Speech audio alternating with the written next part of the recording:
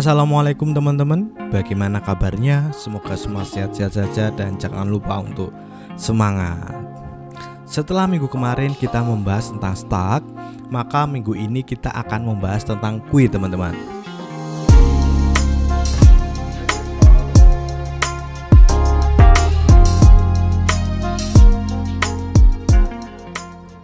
QI atau antrian adalah suatu kumpulan data yang mana penambahan elemen hanya bisa dilakukan pada satu ujung saja, disebut sisi belakang atau tail. Dan penghapusan atau pengambilan elemen dilakukan di lewat ujung yang lain, disebut dengan sisi depan atau head. QI menggunakan prinsip kebalikan dari stack, yaitu first in, first out, FIFO. Jadi yang pertama masuk akan keluar terlebih dahulu.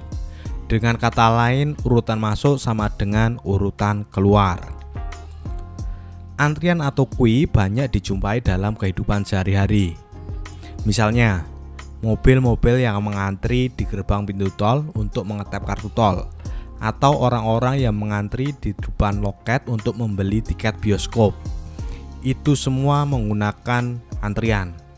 Mobil atau orang yang pertama kali masuk ke dalam antrian akan keluar terlebih dahulu teman-teman.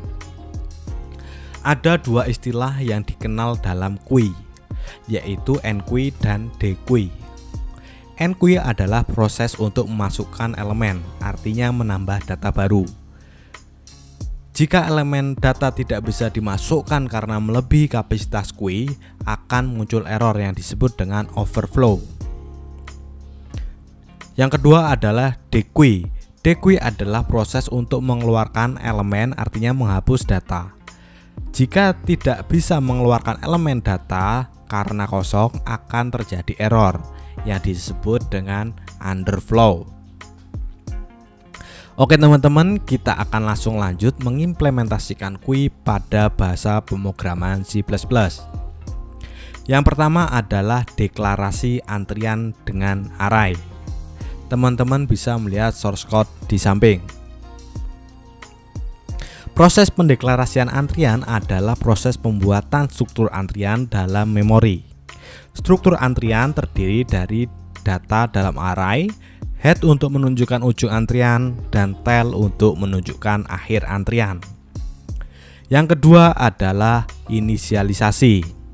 Inisialisasi antrian adalah proses pembuatan suatu antrian kosong.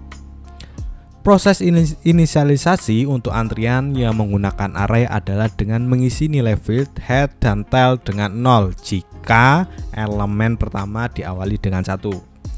Kalau elemen pertama array diawali dengan 0, maka head dan tail diisi dengan nilai min 1. Yang ketiga adalah operasi cek kosong atau isEmpty. Operasi ini digunakan untuk memeriksa apakah antrian kosong atau tidak. Operasi ini penting dilakukan dalam proses DQI. Ketika suatu antrian dalam keadaan kosong, maka proses DQI tidak bisa dilakukan. Operasi ini dilakukan dengan memeriksa tail. Jika tail bernilai min 1, maka berarti antrian tersebut kosong atau empty teman-teman. Yang keempat adalah operasi cek penuh atau isFull. Operasi ini berguna untuk memeriksa keadaan antrian apakah sudah penuh atau belum. Operasi ini akan memberikan nilai true jika tail sama dengan min 1. Yang kelima adalah operasi NQI. Operasi ini digunakan untuk menambah suatu elemen data baru pada antrian dan disimpan pada posisi head dan tail yang akan mengakibatkan posisi tail akan berubah teman-teman.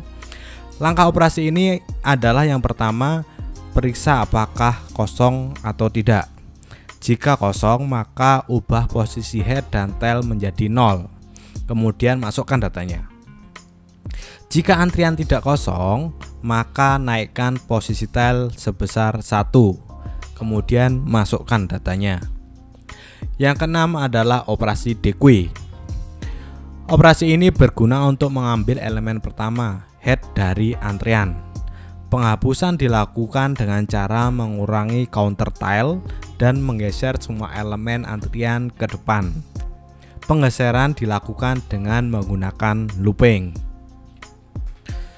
Yang ketujuh adalah clear, digunakan untuk menghapus elemen-elemen antrian dengan membuat tile dan head sama dengan main 1.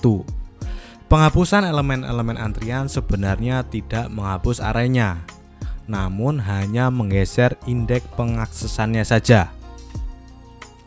Dan yang ke-8 adalah operasi tampil, digunakan untuk menampilkan nilai-nilai elemen antrian. Proses menampilkan data dalam antrian dilakukan dengan menggunakan looping dari head sampai dengan tail, teman-teman. Yang ke-9 yang terakhir adalah membuat menu pada fungsi main. Saya membuat 5 pilihan menu yang terdiri dari 1 enqueue, kedua dequeue, ketiga tampil, keempat clear, dan yang kelima keluar. Menu-menu tersebut dijalankan menggunakan switch case seperti gambar di samping. Jika user memilih nomor 1, maka program akan menjalankan fungsi enqueue dengan parameter datanya. Jika user memilih fungsi nomor 2, maka program pertama akan mengecek apakah antrian kosong atau tidak. Jika tidak kosong, maka program akan menjalankan fungsi dequeue. Dan jika kosong, program akan menampilkan pesan bahwa data kosong. Dan seterusnya, teman-teman. Teman-teman bisa melihat sendiri dari kode di samping ini. Oke, begitu teman-teman materi tentang queue. Jangan lupa subscribe, like, dan share. Dan jika ada pertanyaan silahkan tulis di kolom komentar. Terima kasih. Wassalamualaikum warahmatullahi wabarakatuh.